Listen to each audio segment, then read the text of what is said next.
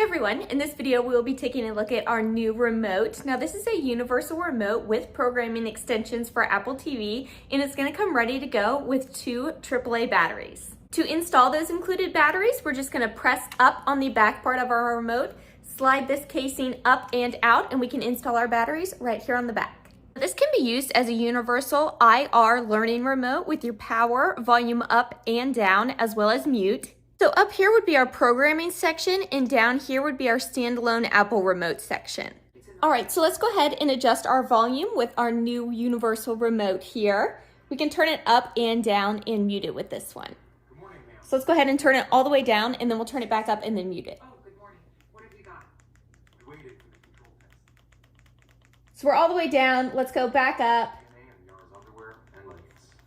I'll be there in 2 hours. And then we can mute it.